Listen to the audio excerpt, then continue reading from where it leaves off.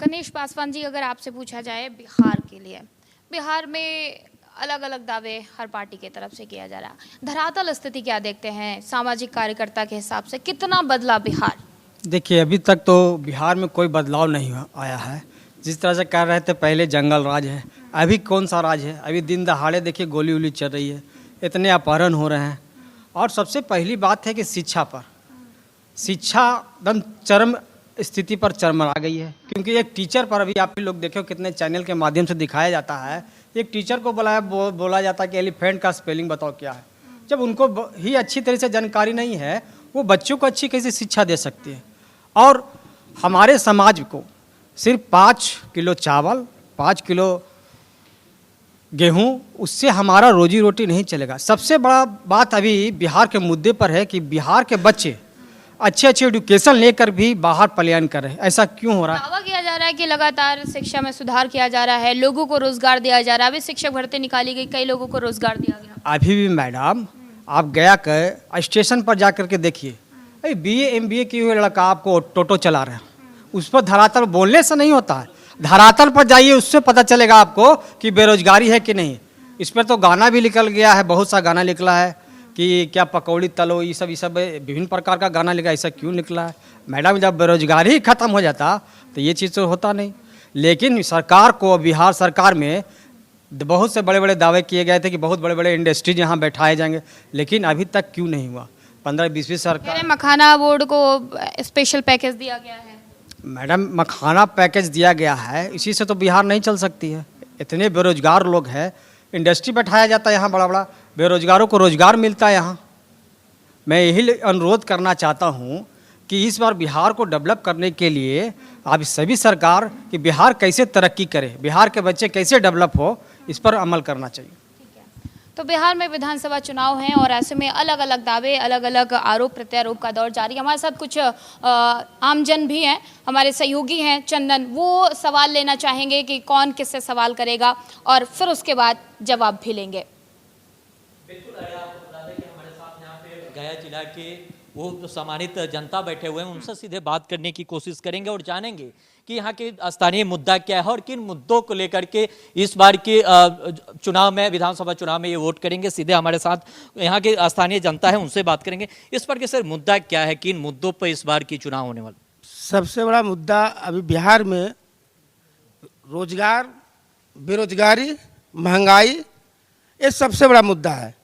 आज बिहार का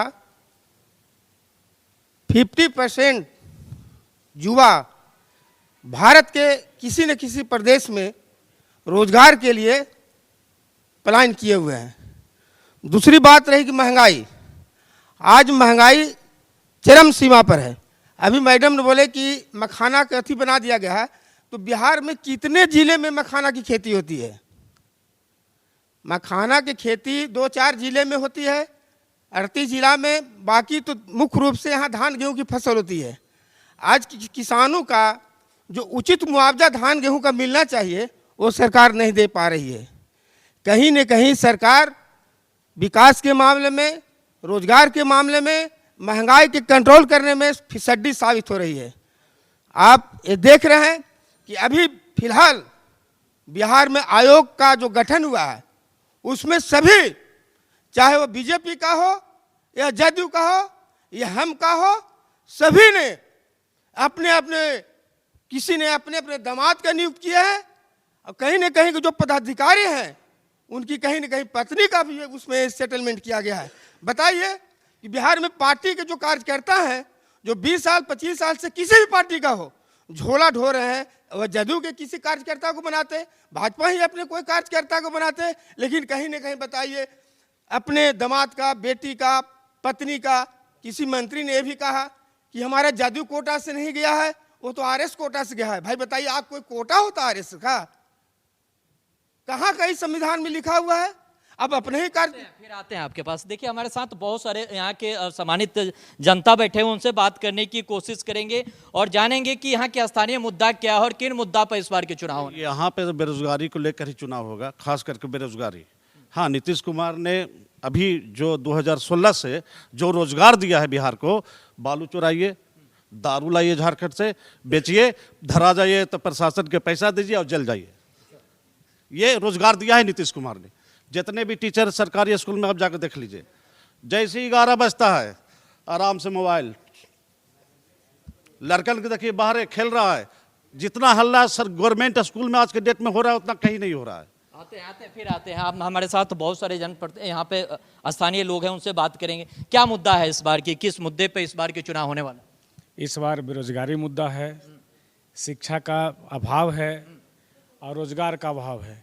आपको पता होगा कि नीतीश कुमार और बीजेपी की जो यहाँ गठबंधन जब से आई है सरकार, ना बहाली है किसी तरह का।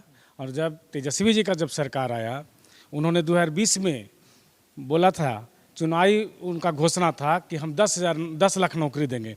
मात्र 17 महीने में माननीय तेजस्वी जी 4.5 लाख नौकरी दे दिए।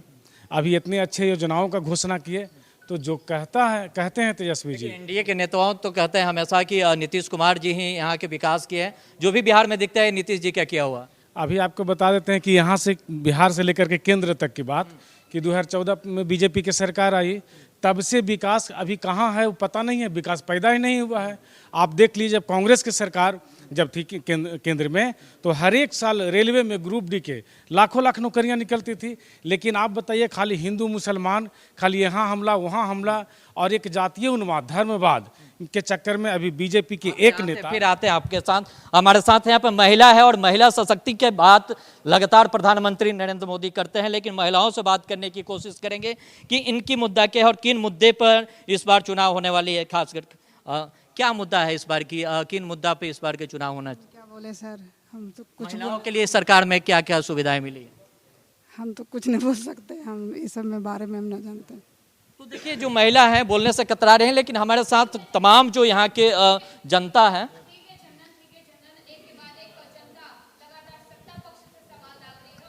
सत्ता पक्ष से हमारे साथ अवध बिहारी पटेल जिला प्रवक्ता जेडीयू से जुड़ चुके हैं। जोरदार तालियों से इनका एक बार स्वागत करेंगे, क्योंकि ये अब मोर्चा संभालेंगे। एक के बाद एक जनता लगातार आपसे सवाल दाग रही है। कहा जा रहा है कि अभी जो आयोग का गठन हुआ, भर भर के रेवड़ियां बांट दी आपने दामादों को। नहीं, ऐसा नहीं है कि रेवड़ियाँ बांट दी। जनता दल को देखिए, पूरे बिहार में जो भी आयोग का गठन हुआ है, जेडीयू से जो भी हमारे जेडीयू कोटा से गए हैं, सभी कहीं ना कहीं कार्यकर्ता हैं और वो पार्टी का समर्पित कार्यकर्ताओं को बनाया गया है। ऐसा कहाँ है कि किसी को रेवड़ियाँ बांट दी गई। सभी तो दामाद हैं, कोई चिराग पासवान का है, कोई जीतनराम मांझी का है, सभी तो दामाद हैं ऑलमोस्ट, जिनको ये रेवड़ियाँ बांटी गई हैं। ऐसा तेजस्वी यादव लगातार आरोप लगा रहे, कह रहे जमाई आयोग का गठन कर दीजिए। तो तेजस्वी यादव क्या बोलेंगे? तेजस्वी यादव को तो पूरा परिवार सब सीट लिए हुए हैं। अभी रोहिणी आचार्य जी लड़ी ना चुनाव, मीसा भारती जी लड़ी, राबड़ी देवी जी हैं, तो उनका तो पूरा परिवार ही, वो परिवारवाद पे क्या बात करेंगे? उनका तो पूरा परिवार ही राजनीतिक में कहीं ना कहीं किसी न किसी पद पे है, तो वो क्या बात करेंगे? जहाँ तक चिराग पासवान की बात है, तो वो मृणाल पासवान जी बहुत दिन से राजनीति कर रहे हैं। 2-3 बार चुनाव भी लड़े हैं, किस्मत ने उनका साथ नहीं दिया, नहीं जीते। तो वो राजनीति करते आ रहे हैं, योग्य हैं, पढ़े लिखे व्यक्ति हैं, तो क्या दिक्कत है? किसी का परिवार होना गुनाह थोड़ी है। ऐसा थोड़ी है कि पूरे परिवार को दे दिया। राजद में देखिए, पूरे परिवार की पार्टी है, पूरे परिवार ही हैं, ऐसा थोड़ी है।